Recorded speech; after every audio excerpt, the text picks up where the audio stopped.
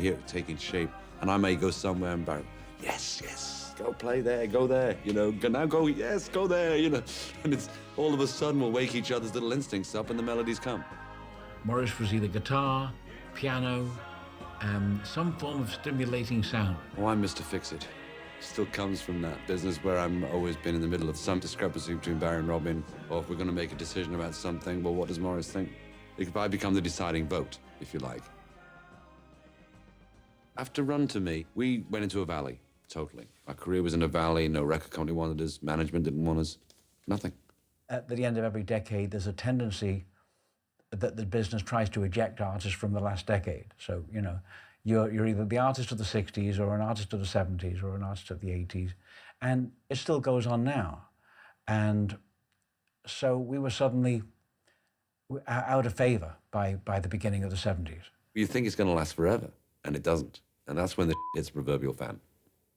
Because you know, all of a sudden you turn to maybe drinking a bit with your friends. Oh, you'll do it again. And then you turn to drugs. And before you know it, you're on a collision course with death. That's it.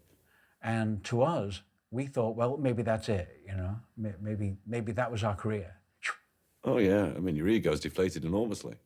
You know, but that was meant to be too. I mean, it wasn't good stuff. It was okay.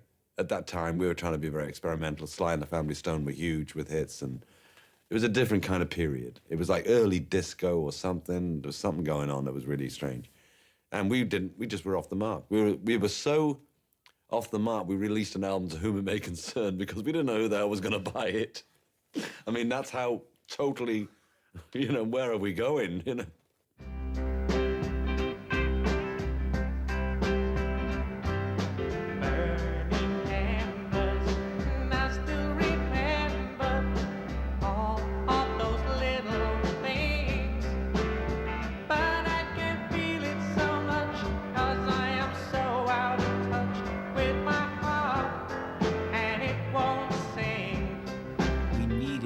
Bigger records than we were having. We weren't moving that well at all. Robert had become acquainted with Arif Mardin, who had done some of the Aretha Franklin early records, and suggested that we explore those routes, which is how we ended up doing Mr. Natural with Arif.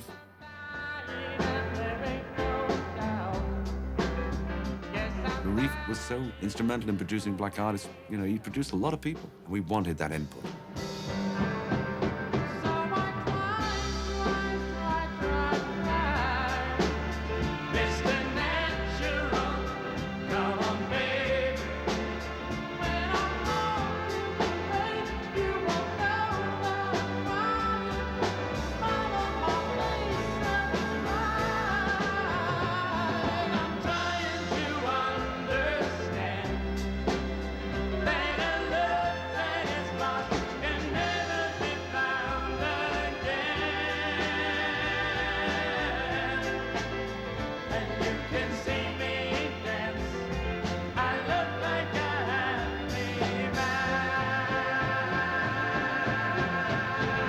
Always loved black music. Yeah. Always. In the 60s, it was just yes. ways of... And we really came Sam to... Cooke and Otis Redding. Otis Redding, Wilson Pickett. There's all the influences had been there. We just explored them more. We felt it was a time we needed, and Arif was the ideal tool. He encouraged it more so. Because that's when, as I said, for To Whom It May Concern and all those albums before, we had no direction. Arif went, this is the way you go. Yes, because we'd given up on the psychedelia. We'd given up on that whole everyone has to be like the Beatles in order to succeed.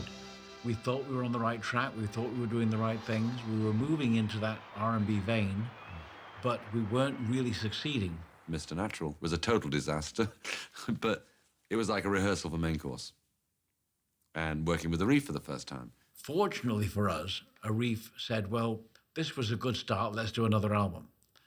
And we didn't expect that. And that was the opening of 461 Ocean Boulevard, isn't it? And that's when Eric Clapton said, I've just done this album called 461 Ocean Boulevard. Why don't you go and rent the same house and record in America instead of England and see what that does for you spiritually? You know, he said, it really worked for me. He said, I feel like a totally different artist, having moved away from that whole English syndrome.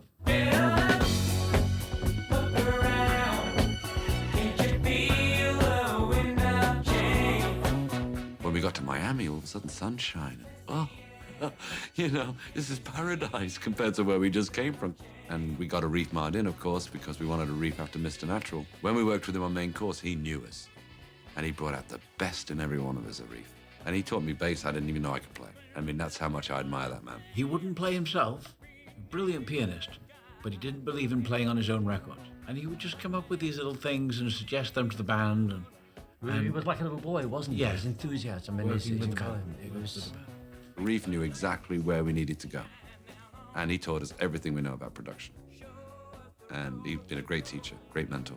We spent about 3 or 4 weeks writing about 3 or 4 songs that were 3 of which were rejected and 1 which was accepted, which was called Wind of Change. And when it came to dubbing the bass on Wind of Change, I came in the next day and the Reef said, okay. I said, yep. So we started the track and I did 1 take and he went, wonderful. Without changing your part. And I looked at him and said, you don't want to change it? He says, no, that was brilliant. Wonderful. And I knew I'd made it in his eyes because he never told me to change anything.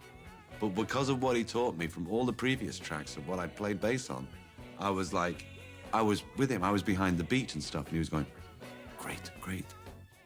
And I was chuffed. I went home laughing my head off. I couldn't believe it. I played the way he loved it.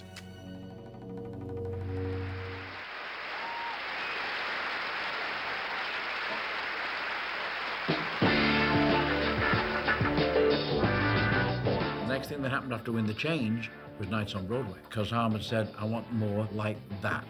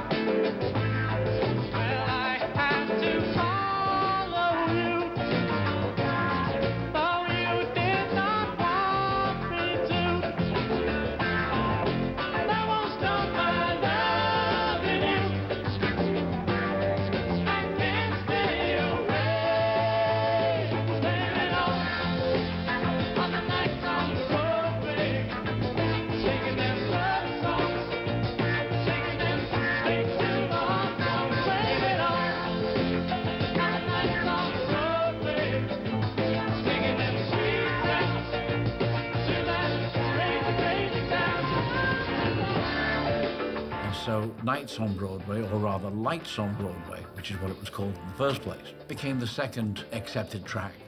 And it just moved on from there. Jive Talking happened during the middle of the sessions when we were driving home one night over a bridge. I just remember going in the car and hearing this every time we crossed this bridge.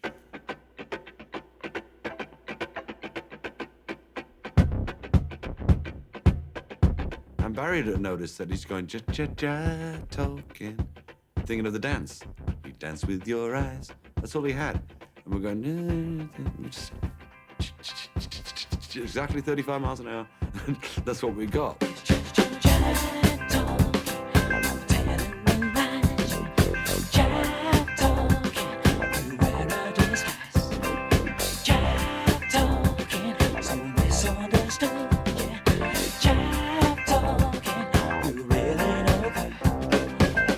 It to Reef, and he went, do you know what jive talking means? And we said, well, yeah, it's, you know, you're dancing. He says, no. I'm putting on this Turkish accent, you see, because this is how he talks. And he says, no, it's a black expression for bullshitting. And we went, oh, really? Jive talking, you're telling me lies. And changed it. But he gave us the groove, the tempo, everything. He said, this is your groove.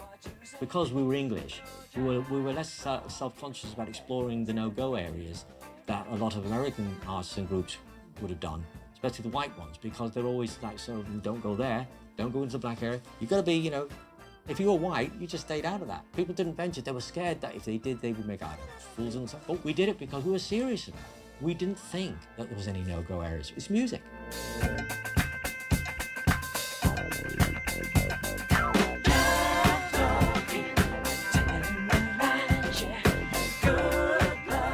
Robert Stigwood wanted Jive Talking as the first single, and Jerry Gribberg, that's an handpick, And Ahmet Ertegun said, we think that's on Broadway because we don't think people will actually accept this from the Bee Gees because, first of all, you haven't done anything like this before, and secondly, it's very black. You know, it's not something that would be accepted from white nation. But Robert said, that's exactly why I wanted to be the first singer. Because when Jive Talking came out, everybody went, who?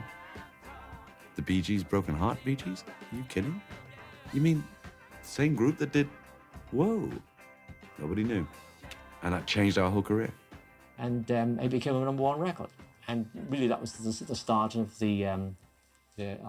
our black music influences with Arif Mardin being expressed to its full potential.